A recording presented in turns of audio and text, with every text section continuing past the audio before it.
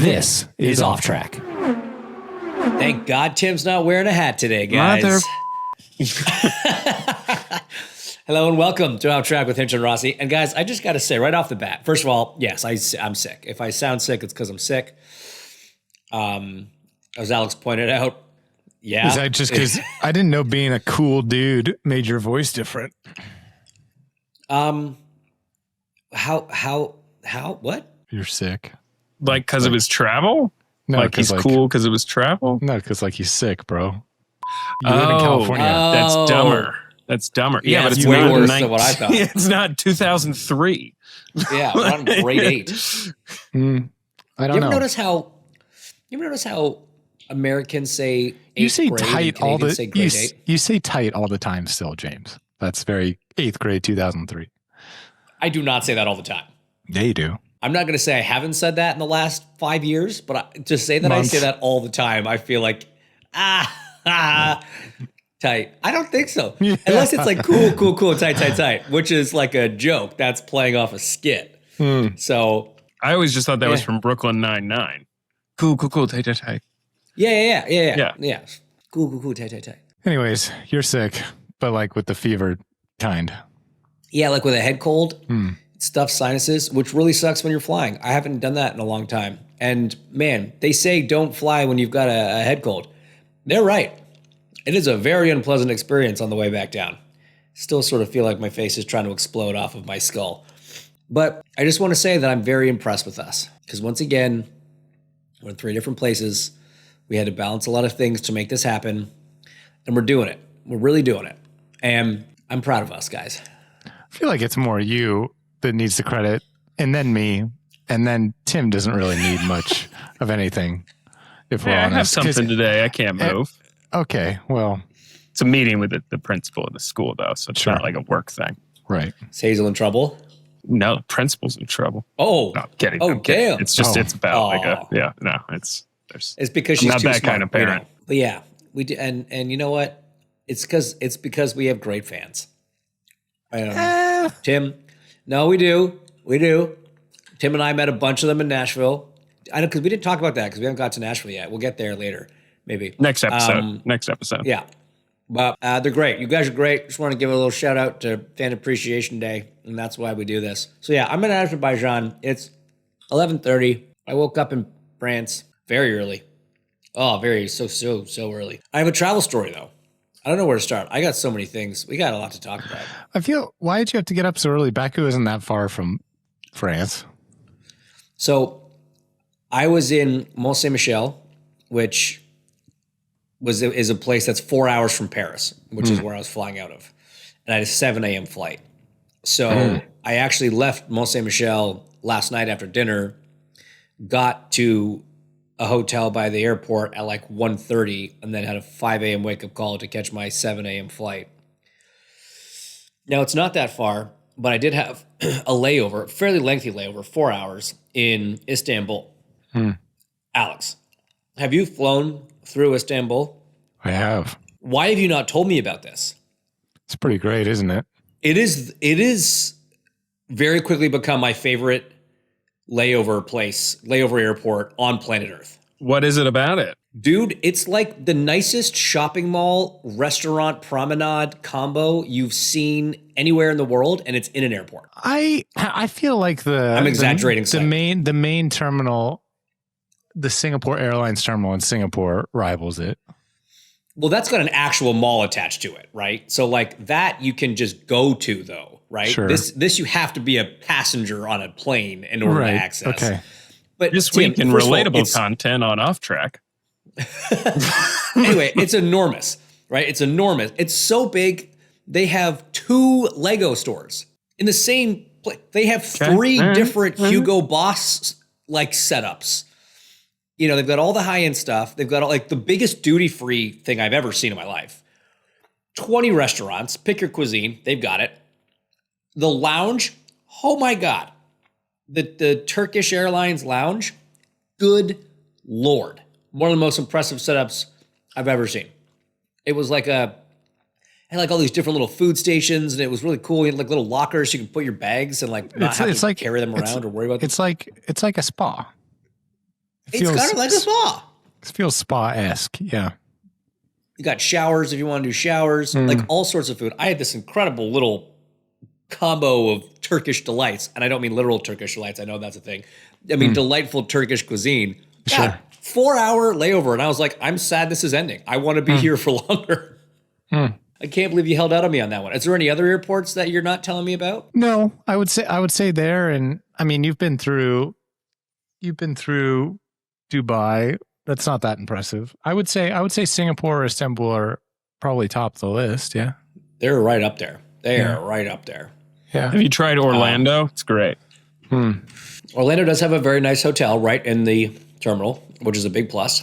I give every hotel that does that, or airport that does that, a big plus. So on my 4-hour car ride from Mont Saint Michel to Paris in the middle of the night, it was I've never been in a Tesla Model Y before. You had an electric car through the country roads of France in the middle of the night? On a 4-hour drive. Sure That's did. ballsy. And I didn't I wasn't driving. I got picked up. It was like car service. And so I was like, I didn't really think about it. And then I got in the car, we start driving. The guy's like, hey, so just, we're going to need to stop at a supercharger for like 10 minutes just to make sure we make this trip. And I was like, I don't love this at all.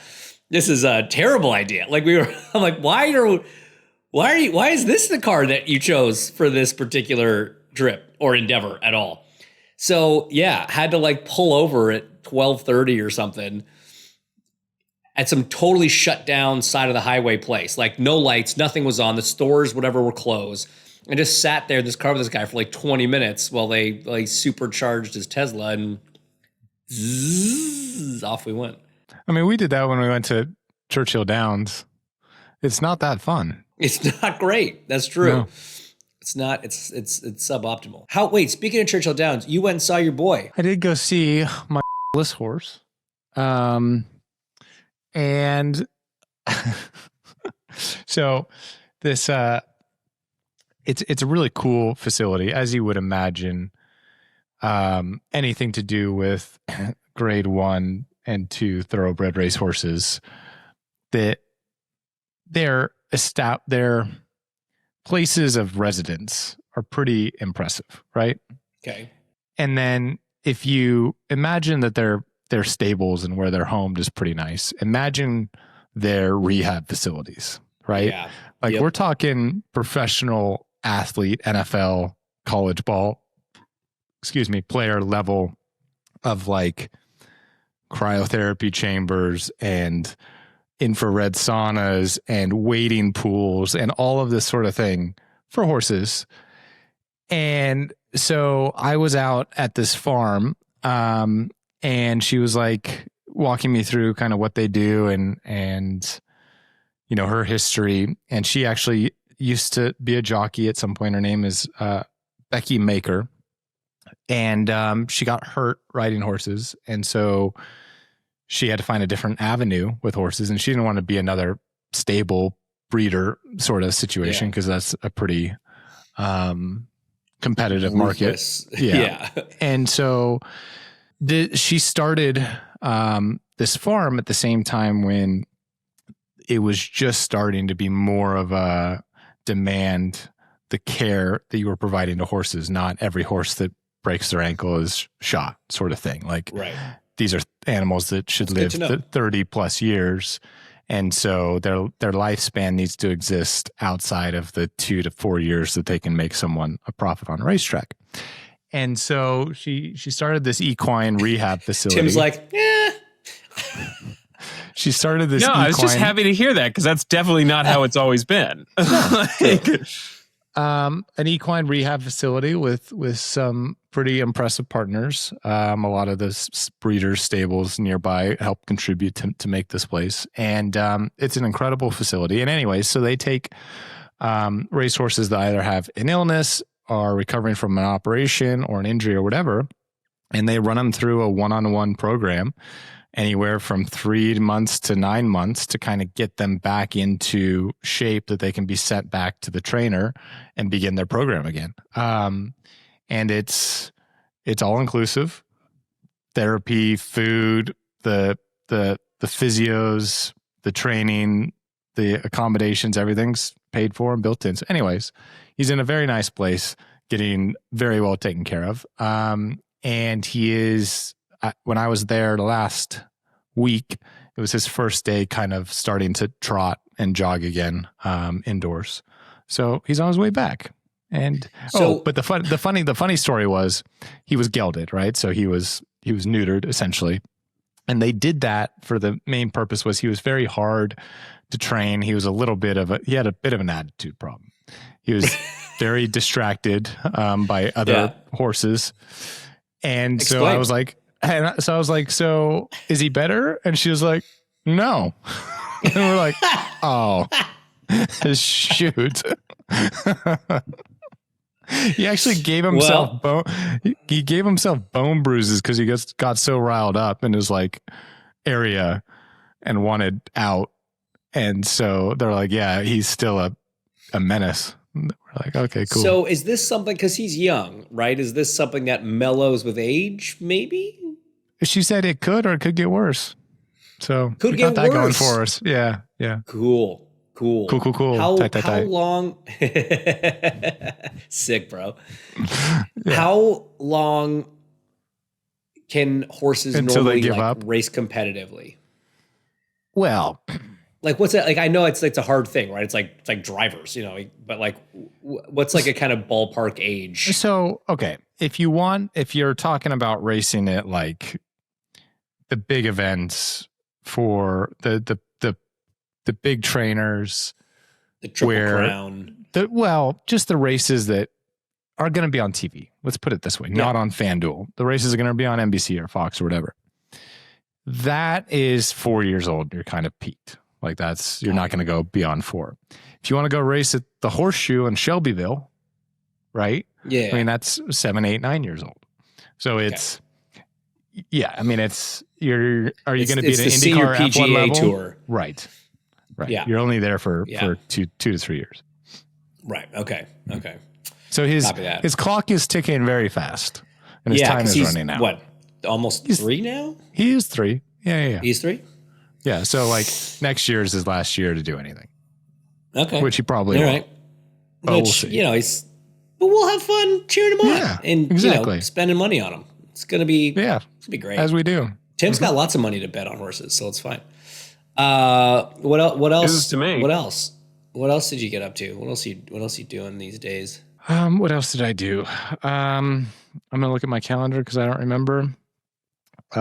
Nothing. It's off season, Alex. Too nothing. Just been hanging out at home. Yeah. Just go to the gym a lot. Hang out with my baby. I'm surprised that he wasn't here for the show. I was kind of half expecting him to be strapped to the chest, ready to play. He doesn't need constant attention these days. He's already outgrown that. I still haven't. Yeah, we know. He's already like his dad. He already just dislikes people in general. He's just yeah. He really disliked me when I was over last time. He was that was a tough look for James. He didn't like me the first time either. He was like okay with me, but he was questioning. Second time now. The only thing made me feel slightly better is that he still was a little fussy when you took him one of the times. Not the rest of them. The only time he's really not fussy is with his mom. So it's really reassuring. Becky's got a weird touch with him too, which is concerning. I think it's just he's in that stage. Yeah. He's a ladies man. In that stage where he's looking for females. Fair. Tim, do you do anything cool, or can we just move on? It was the girlfriend's birthday, so we. Right. I stole your suggestion for Bischoff and got her a spa day. Yeah, hope she doesn't listen to that. I assure you, she does not listen to the show. And then we did a little staycation in Santa Monica. Nice. I thought you were gonna say your house for a second. I was just gonna laugh. I got a hotel room in Santa Monica. Okay. Yeah. I don't think you'd call it a staycation when it's your residence. What did you do on the staycation in Santa Monica? She wasn't feeling great, so we just watched movies and had room service. And Mont Saint Michel was awesome, right? Mont Saint Michel is. Alex, do you know what this thing is? I don't know. I want to know why you were there, though. So I forget how much I explained last week because my brain's complete mush at this point. But we were doing this sort of Dalton family trip through France, touring all the World War II kind of significant places, because Becky's grandfather on her dad's side was a very prominent military man in Canada, one of the first Canadians on the beach on D-Day at Juno. And so her dad has all these places that he wanted to take Becky and Evan, and I was very fortunate to be able to tag along. So we did all that stuff, and obviously unbelievably powerful things. We went to Vimy Ridge and saw, where one of the big battles was from World War I, and then went to Juno Beach and saw, in Normandy, and saw where her grandfather, landed his boat on June 6th. And crazy story about this thing called the Canada House, which was a home owned by a French family that the Germans had taken over, and was a kind of significant place. It was used as a landmark for landing, and the British bombers were told to specifically not bomb this house. And her grandfather's the one that went in and threw a grenade into it to get all the Germans out. And the family now still owns the house, and it's now called the Canada House because the Canadians sort of saved it and kept it around.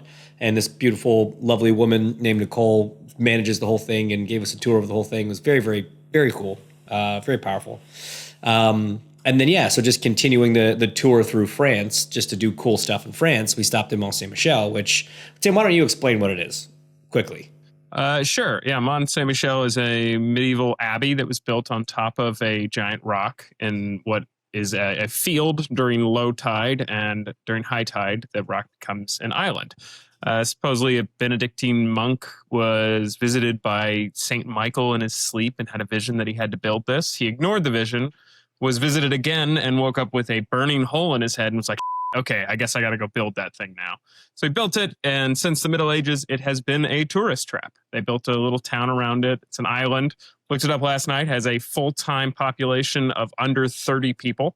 Almost every building that's not used to sell tourist stuff is used as a hotel, except for the Abbey, which is still up top. Here's a picture. It's unreal, man. It looks like a movie set. It looks like a fake little world, but it's so cool. Like you said, all these little buildings are all hotel rooms now, and all the streets are the most complicated, and it's the most convoluted layout I've ever seen anywhere, and I love it. There's no rhyme or reason for anything. As cool as the streets in Cartagena?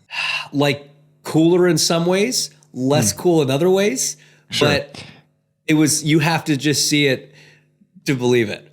So, okay.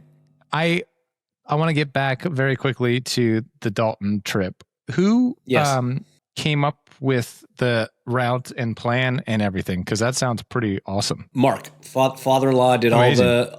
He designed the itinerary. Becky then cool. Booked everything.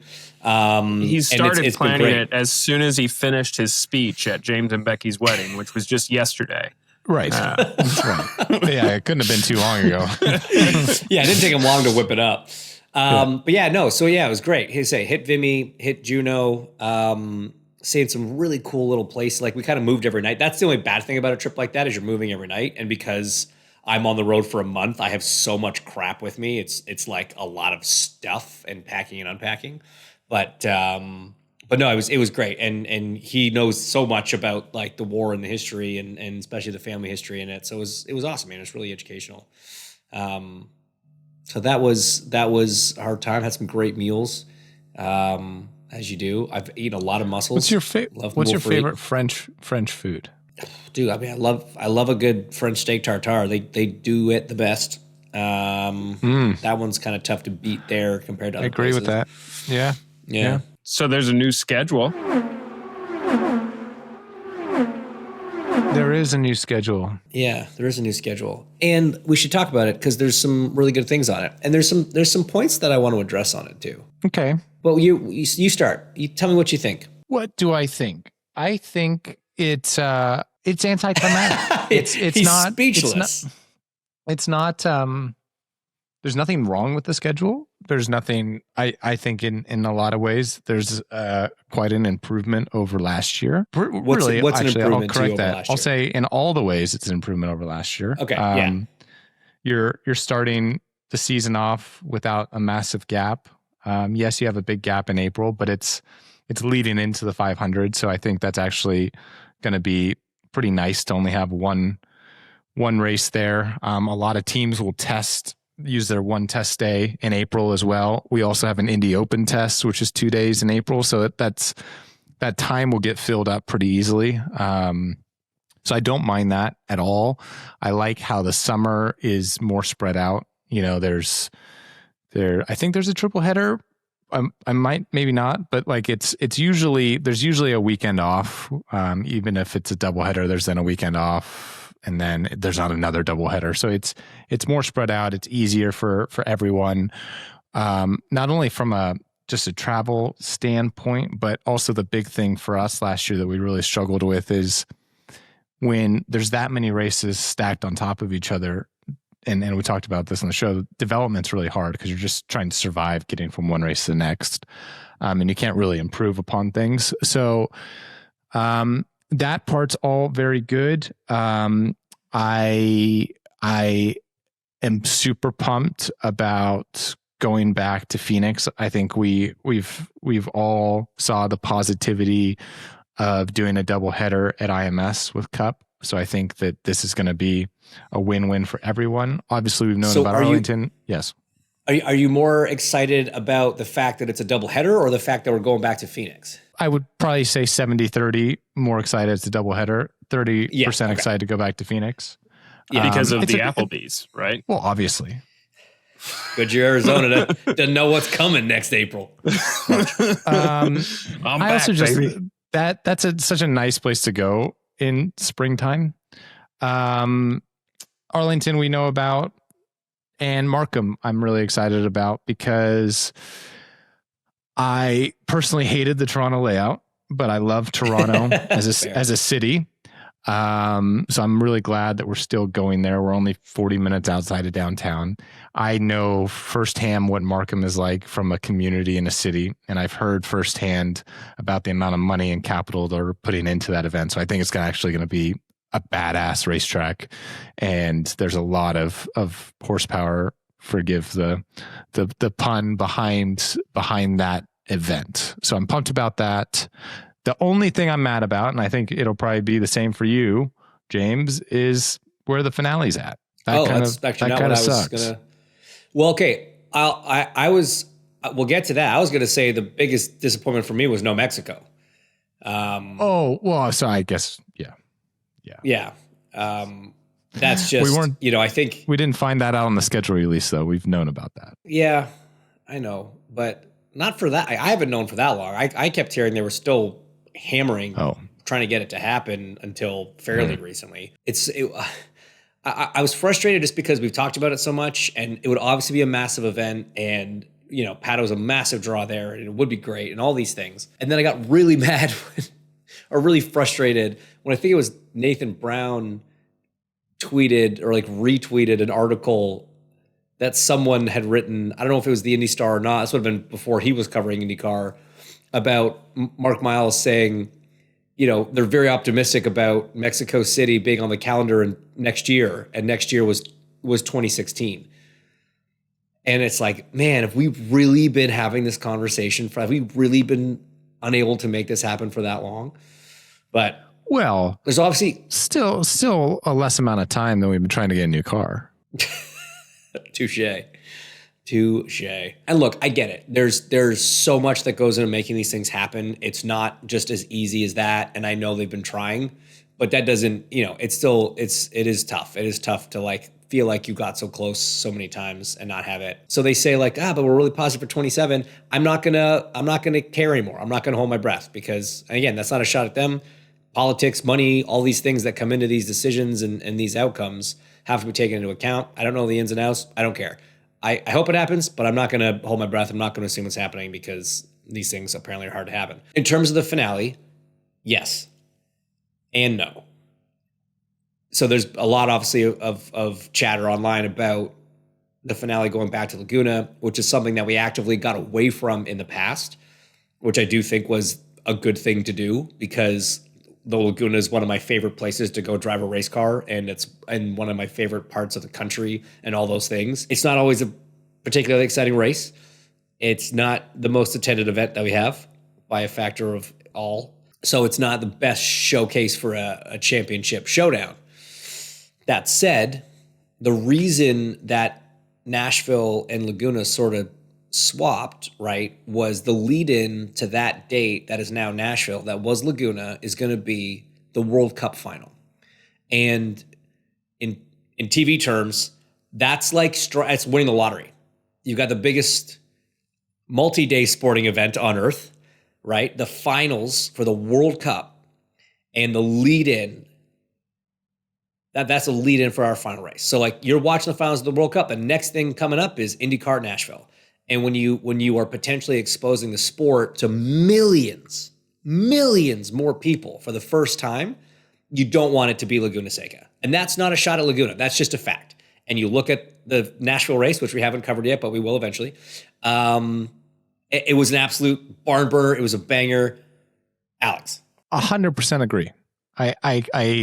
You're right. It's going to be amazing. The fact that we have the lead in, and it's going to, in theory, expose our sport to people that have never even heard of it. So that's awesome. There are so many other tracks on the oval package calendar that we go to that you can end the season at. There's no reason you can't. By going to Laguna, you're ending it on a road course, which predominantly is a pretty lousy show. As you said, it's fairly underattended. On television, it's California, so there's not a lot of beauty to it in the sense that, a lot of it's beiges and it doesn't pop on TV. And the biggest one for me is you're not having the majority of our fan base within driving distance to the event. And so when you look at places that you can go, that's an oval, that you can have that. St. Louis was a great race. You know that you have a promoter that goes above and beyond to make it a show, that makes it some sort of spectacle, at least if it's just visuals, right? I mean, lighting on fire looked cool. Like some of the coolest pictures we've had out of the year came from Gateway. It wasn't just lighting, it was blowing up. Like it was unbelievable. Yeah, sure. Incredible, right? Or you have Milwaukee, which now 2 years in a row has produced some of the best oval racing that we have seen in IndyCar in the past decade. So why are those two not the place where you end it? I guess is my question. Okay. I understand why you can't do Nashville. But so I'm going to assume that Milwaukee is really tied to that date because it's tied into the Milwaukee State Fair, and that was part of the reason that it works when we're going back. Like it's right off the tail end, so all that like fan midway area or whatever is open and usable. I think that's kind of what would take Milwaukee out of the equation. Gateways, that's a good question. That's a good one. I don't know when their cup date is. I don't know if that moves us closer to or further from the cup date. If it was further from the cup date, that might even be better. I don't know. But I guess Milwaukee is 1 week before Laguna. So that's where I'm annoyed. It's our penultimate races. So we could have flipped the two, and why are you not flipping the two? Like I understand Gateway because I mean, you would, James, you would hope. Yes, you would hope. And that's all I'm going to say. You would hope there's a reason. We'll look into that because that's a good point. We're like media now, so we're going to go like investigatively report on this particular topic. You mentioned Markham. I don't know who that we is because I can guarantee I'm not doing it, and I doubt Alex is doing it. Well, I'm not doing it by myself. You're pretty busy, so. Right. All right, guys, we're not going to look into that. We're just going to assume there wasn't really a reason. Yeah. Okay, so moving right along. Just send Mark Miles to us again, and then we'll ask him. That's about the level of work we're willing to do. Yeah, just text us. We're not even gonna. Yeah, just text us, and we'll figure that out. We'll translate that to the people. No, dude, Markham. Here's what's cool. We have like Toronto. I think is pretty safe to say. Again, I love it. It's that track was where I grew up loving IndyCar. That's what made me fall in love with IndyCar racing. But it was objectively like the worst track on the calendar since 2016 or whatever when we made all the changes. It was way better 100%. Before. Terrible. Without a doubt. I mean, Detroit, Toronto, same, different, but still same. I think most people would still choose Detroit, but yes. As a racetrack, yeah. So it sucks to leave, but the commitment from the city of Markham to bringing IndyCar to that city and making it awesome is like, it's the kind of stuff that we've been hoping for and wishing for and wanting for so long. Like, you look at what's happening in Arlington, right? In Arlington, we've got a great partner or partners in, the Cowboys and who plays there? The Rangers? Whatever. Baseball. And so, they're putting in a ton of money. They're kind of taking the Miami F1 template and applying it there. Everything's going to be new. Everything's going to be paved. Everything's going to be modern, whatever. That is going to set the standard for street course circuits in IndyCar. We now have Markham stepping up to the plate and trying to basically do the same thing right off the bat without the benefit of the Dallas Cowboys, helping it out. But the money they're going to spend on infrastructure, I think it's going to be the nicest street course that we go to. Like, they're going to pave the whole thing from what I hear. And it's going to be, again, a lot of new stuff. Look, first year's temporary circuits are always a bit of a question mark. There's always some unforeseen issues. But we're very quickly now like raising the bar and the level of expectation for the street circuit in IndyCar is.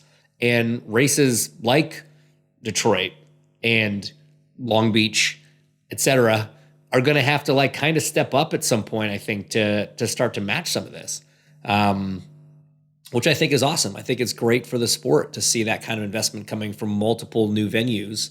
Everyone's talking about this potential race in DC. I think that's a real thing. It's obviously not coming next year, but I think it's a real thing. That's not going to be done without, the highest level of everything put into it. So it is really great to see. And I think at the end of the day, you can't make the calendar everything you want it to be in 1 year, right? This is a building process, guys. It's going to take a minute, but we've hit some pretty big goals, I think, for the 26 calendar. I heard a lot of people talk about the Glen, and that we should have gone to the Glen because they lost a NASCAR date and there's an open weekend and all this stuff. I don't disagree, but again, unless someone's going to pay to promote the hell out of it, I don't know if anyone's going to go because we've just tried it before. I would love it to work. I would love to go back to the Glen. You would love to go back to the Glen. Yeah, I mean, here's why I'm a little. I hear what you're saying in terms of the Glen and in terms of like, okay, unless there's going to be someone that pays to promote it, like it doesn't really make a whole lot of sense. But then you look at. I hate that we do this all the time, but it's reality. You look at Portland and you look at Mid-Ohio, right? And aside from Mid-Ohio being a legacy IndyCar race, there's not a whole lot of reason to go to that event. Same thing with Portland, right? Whereas Watkins Glen, at least you are in a different region of the nation. I don't really think many people are paying to promote Portland either, yet we continue going there. So that argument doesn't really match for me. And at least, again, Watkins Glen visually is impressive. Visually, it's cool to look at on TV. It's got a lot of the Road America essence to it. So I think that while people are suggesting, we should go to Watkins Glen instead of go to another parking lot race in Markham, I disagree with that. But the logic of, we should go to Watkins Glen instead of continuing to go back to Portland, which doesn't really work. Like, I think there is a little bit of logic to that. So I would love to see, really beyond anything, regardless of where we go, and you kind of touched on it, just the quality of the events that we do go to be elevated. And I think that this calendar is a very big step in that direction, right? Because we've seen what Milwaukee has accomplished. Obviously, Gateway is having somewhat of a resurgence. You've got the NASCAR buy-in at Phoenix, which is obviously going to be a huge event. Arlington, you touched on, huge. St. Pete's always huge. Long Beach with IMSA weekend, huge. Markham, huge. And then you add in the month of May, you're at 9 races. You're at more than half the calendar right there of knockout events, of events that, like, if people are asking me what should I go to check out, I can give you 9 of them. It wasn't many years ago where it was like 2 outside the 500. Indy, Long Beach, St. Pete. Yeah, that's about it. Yeah. Toronto's a cool city, but don't really go to the race. Like, yeah. Just come on Sunday afternoon. The one that confuses me about that whole Glen scenario is we still have a doubleheader. So we've lost Iowa. We didn't touch on that. We've lost Iowa off the calendar. May that track rest in peace for IndyCar. It is tough, man, because that place used to just have some incredible, unbelievable races. And it's such a shame what happened to it. How lucky are we that we found a really a plug and play replacement with Milwaukee? 100%. So lucky. So lucky. Yeah. And, we went from a doubleheader there 2 years ago to no races this year. Wait, was there a doubleheader this year? It was. Yes. It was a doubleheader this year. Wow. It was a doubleheader this year to no races. But we do still have a doubleheader, which we've talked about a lot. I don't like. I don't believe in. I don't think it's the right way to go racing. And at this point, it's not necessary. So, we should have taken one of those Milwaukee dates and gone to Watkins. Roll the dice. I'm very curious because I had heard doubleheaders were a thing of the past starting in 2026. I wonder if the Mexico thing left them scrambling. Oh, for sure. Make it 17 races. Oh, I guarantee that's what happened. I guarantee that's what happened. It's a Penske owned race, so they could just slap on an extra race and off you go. I imagine that was very much a contingency plan. And again, because if Mexico fell apart as late as it did, that's why you can't just pivot and be like, okay, well, now let's start trying to put together a race at Watkins. It was probably too late to even have that conversation. So it's like, all right, Milwaukee with doubleheader. And look, man, if Watkins doesn't have their cup race or their cup date in the future moving forward, maybe there is an avenue to explore there. But all this stuff probably just came together a little bit too late for it to be realistic. So you being the fan of the sport and the student of the sport as you are, if let's say Mexico City is never going to happen, unfortunately, for whatever reason, right? And we're done with doubleheaders, so you got to add a race. Are you of the opinion that we should be going to a road course versus bring back another oval, a Richmond, a Pocono, or try and fire in another street race? What does the calendar need from your standpoint to get rid of a doubleheader weekend? What's your first choice? That's a great question. I mean, we don't have a 1.5 mile oval on the racetrack. Or sorry, on the calendar, on the race calendar. I would love to see a 1.5 mile come back just because that's been such a big part of IndyCar racing for such a long time. But more importantly, these things have to be events, right?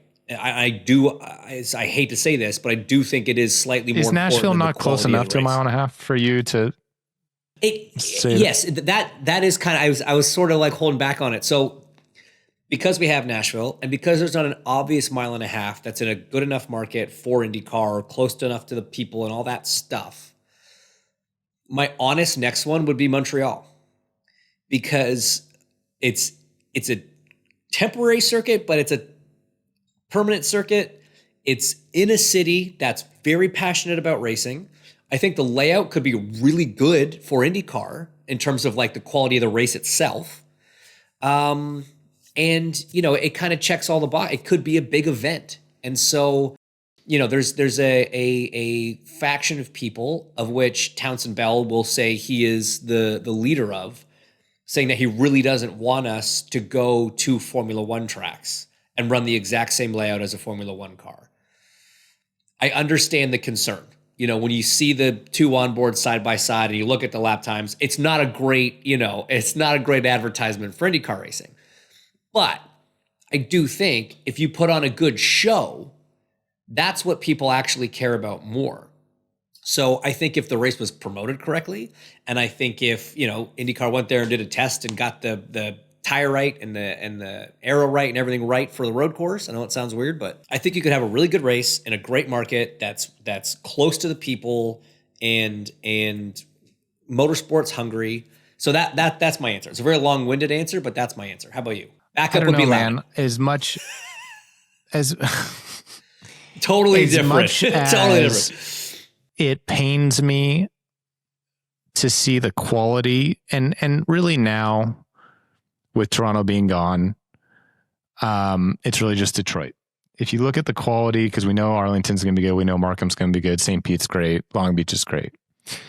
So if you're able to stay in that same level, I think you got to keep adding street courses. I think that's what gets people excited about the event, as you so correctly said. It puts it directly in front of someone's face, whether it's promoted or not. because you can't get away from it, because you're affected, good or bad, by construction. And so you're going to know that there's a race happening.